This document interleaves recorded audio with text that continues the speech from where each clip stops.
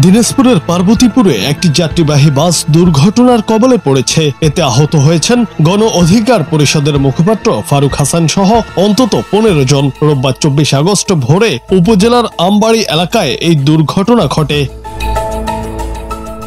ফারুক হাসান দুর্ঘটনার পর ফেসবুক লাইভে এসে জানান, ভোরে তাদের বাস নিয়ন্ত্রণ হারিয়ে সড়কের পাশের একটি জলাশয়ে পড়ে যায়। এতে প্রায় সব যাত্রী কম বেশি আহত হন। তিনি নিজেও আহত হয়েছেন বলে জানান। লাইভে তিনি বলেন, আমাদের গাড়িটি ভয়াবহ দুর্ঘটনা শিকার হয়েছে। চালক হয়তো ঘুমিয়ে পড়েছিলেন, তাই গাড়িটি নিয়ন্ত্রণ হারিয়ে ফেলে। আহত সবাইকে উদ্ধারের চেষ্টা চলছে।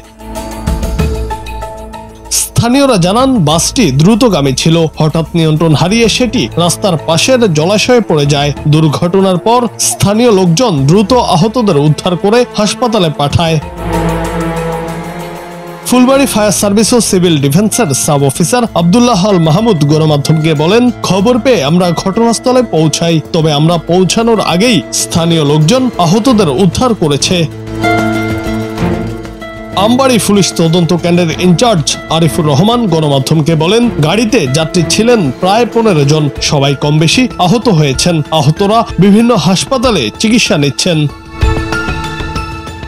এদিকে গণ অধিকার পরিষদের নেতা ফারুককেও হাসপাতালে চিকিৎসা নিতে দেখা গেছে। জুনায়েদ আহমেদ, বাংলা টিভি।